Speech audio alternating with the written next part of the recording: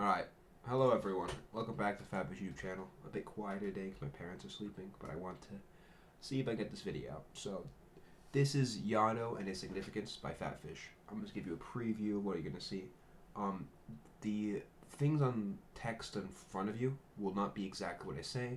There's going to be what I paraphrase, there's going to be what I base my writing on. Don't expect perfect grammar there or perfect congruence with what I say. It's just for my help. And also there are images there to either please you, like this very fat seal, or otherwise show you what I'm saying.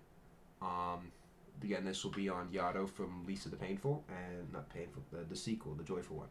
And let's begin.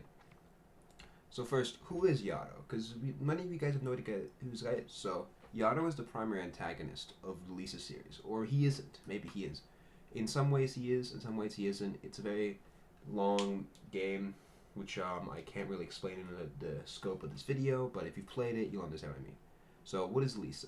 Lisa is a game about a world where something happens called the White Flash, and the White Flash destroys all women, and I think there's some other things, but again, doesn't really matter to our perspective. And we follow Brad, and Brad discovers the last human baby and the last female at the same time, known as Buddy, and everyone is fighting over her because she's the last one on Earth. It's the last way to save the world. And he wants to keep her safe because of a traumatic past with his sister Lisa.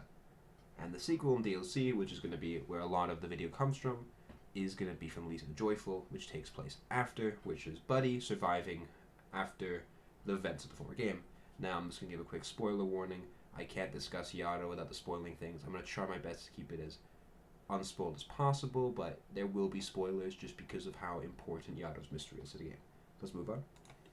So, 2 and part 1 of 2, because there's 2 pages for 2. It was a bit long, sorry. So why is Yado special? So we have first understand what Lisa is. Lisa is a game series that's built around this idea and all the characters reacting based on what happens to them, their trauma, the terrible things that happen to them, and how this passed on to others. I describe this as a reactionary character, not in the political way. They are not actually reactionaries. Maybe Brad is a reactionary. We don't know. No one asked him in his very large brain, but that's what I refer. When I say reactionary, I refer to someone who acts in response to something rather than someone who takes their own action independently. So the game follows like a flowchart. Marty abuses Lisa, who then abuses Buzzo. Brad does everything he does because he feels responsible for what happened to Lisa because he didn't protect her. And Buddy, due to how Brad raised her incorrectly, and also because the whole world is evil to her, becomes evil in return to the world. And even then, you can say the world, which in most settings is seen as like a thing, like not really like a character, is also reactionary. Because the only reason they care about Buddy is because of the White Flash, and if it didn't happen, Buddy would be a completely nothing burger person. They wouldn't really care about it. But because of that, they're reacting to the situation they're in. So, what can we get from this? That every character in Lisa of any significance basically just acts due to, like I show here in this flowchart, I don't know if you can see my cursor, because of things that happened to them, because someone else had something happen to them. You can trace this flowchart from Mrs. Lisa. This is Mrs. Lisa. This is Mr. Brad Armstrong, and this is Mrs. Buddy Armstrong, and this is just a burning world because she fucks everything up. Forget my language. And you can basically trace the traumatic history from her to him to her to the world. Hence why it's called Lisa, if you might have noticed. So, who is the one person who breaks the mold? It's Mr. Yado. So, Yado is unique in that, despite being a central character, absolutely nothing bad happens to this man. He's not insane. Well, he is insane, but he's not like mentally disabled, nor has he been ever ridiculed. He's a very respected scientist. He has a wife who loves him to the point that she would follow him to his plans. He has a very important and certainly rich job, given he's shown in the game planning out where he wants to build a secret facility, making super soldiers for the government. And he has absolutely no traumatic history to speak of. Even post-Flash, he has everything. He has a wife, the last woman on Earth, and has the key to basically saving humanity. He has his champion, Buzzo. Buzzo is very strong. He did independently, and along with his like little gang, is probably one of the strongest forces outside of Brando. But that's again, it's not a fucking Warlord Power Scaler video. And he has his bunker where he can live in. He can produce joy, which everyone is super addicted to, and he can control the mutants through his trumpet, which I'll I'll explain the significance later. So, what does it mean?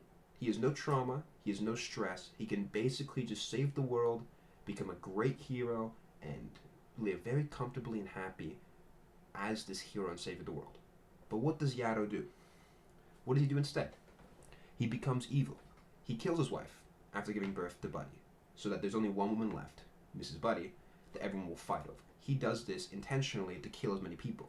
He also uses it to create suffering. Suffering causes people to take joy. Joy is a extremely addictive vice which gives you superhuman strength and increases your rage, but eventually will turn you into a mutant. Mutants which you can control thanks to his little trumpet here. And all of this is for the single purpose of turning everyone into a giant flesh monster which he can control with his handy trumpet, and he can be the great leader of all of them. So why the fuck does this matter? Oh, I'm swearing too much, sorry. I've been on too many Discord calls, so I just want to make a more professional video. Anyway, so a lot of people who just saw that, and many people who played the game, must think, this Yado guy's kind of flat, he's kind of bland. And if you were talking about any other game, Yado would be bland, he would be flat, though I'm kind of sympathetic to pure evil villains, but that might be another video. However, Lisa is a very unique game, because the fact that Yado does everything for no reason makes him something very unique in the setting that basically no one else is. He's an actor. He's someone who does something not because he was traumatized or influenced to or otherwise pushed to by someone else. He chooses to. He goes against what would be considered normal for him and becomes the most evil man. He does all of this because he wants to. In Lisa, right, it seems as if every character does what they do because of trauma and they can't escape it. No one escapes the cycle of trauma. Everything is just one thing to the next, one suffering to another suffering, leading more and more suffering. But Yado shows us a question. The question is simple. If Yado, a man with everything and with absolutely no negative stimuli, could choose to be absolutely evil to everyone, then can his daughter, Buddy, choose to be good to the world despite all the cruelty it inflicts on her? That's the question I think he poses, and I don't think it's an accident or a mistake that he is her father, since, well, obviously there's a reason for that, so I fucking lost train of thought. So, what are the issues with this theory I made about Yado? It's, first one, Joyful is an unfinished game. Yado appears for a few seconds, you have a backstory from him in the first game, and he dies pretty quickly. So we don't really know we don't know for sure if this is what he wanted. Was Yado actually traumatized and that Austin intended for him to be a more complex character? Or did he actually intended for him to be as I see it? I think it's intentional, but it's not fleshed out. But of course, I could just be drawing blueprints based on a bunch of chicken scratches, you know? Additionally, we have this other line of dialogue. When he's about to die, he declares that he's been called by a higher power. This hints at some kind of master. There's also two other hints. One, he is the only person in the game to have a very special and unknown trait, or buff to him, called Empowered. Now, I'm not going to belittle the intelligence of my audience and say that you don't know what Empowered means, but I think you can pretty easily see how Empowered implies something else, is giving a little help. And then, when you consider how he seems to predict the Flash, or even cause it, when the Flash is absolutely supernatural, it kind of hints that there's a higher power behind Mr. Yado.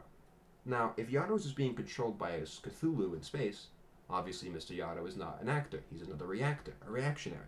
But, in my opinion, even though I do believe he is not lying here, due to all the hints to say this, Yado still had to choose to become a minion of this higher power. He didn't just get mind controlled, at least I think, he had to choose it, which again still makes him an actor, because he still chooses fate, even if it's slavery. And that brings an end to our short, I think, explanation of why Yado's a good character. So, I understand it's pretty jarring to go me from shorts all the way to this, but I hope that you enjoyed it. Will I become a Lisa channel? Will Fatfish become the new Lisa tuber? No. Or rather, probably not. Maybe if everyone tells me I will. But simply because I would have to play the game known as Joyful. And unfortunately, Joyful is fucking ass. It is a terrible game with poor quality in terms of gameplay, and overall just really boring. And I just don't want to play that because I would have to actually study all the lore in depth. But if you guys want more explanations on, let's say, a take on Rando, what I think the setting is trying to tell you, etc., more messages about Lisa, I will make that. But I won't really become a full-time Lisa tuber. If you have any other recommendations in the comments, like other content you'd like to make, or other videos, or complaints, or criticism, please let me know. I will address it in your comments, or I'll DM you if I know you're on Discord. Now, finally, as a message to my mom and my dad, who both watch my videos, I think you guys should not play this game. Mom, you don't play video games anyway, and you make it too sad. And Dad, you don't play games that you like if they're boring to you. And I'm sorry, Lisa, Even the Painful, is not a very entertaining game on the merit of the actual thing you play. So I just don't recommend it to you two guys. After, sorry, I might have to redo this one, but I hope you enjoyed this video, and have a great day. And please reach out to me if you have any things about this that you can say that can disprove this theory, or you think you have any information that could add on to this theory. Thank you, and have a wonderful day.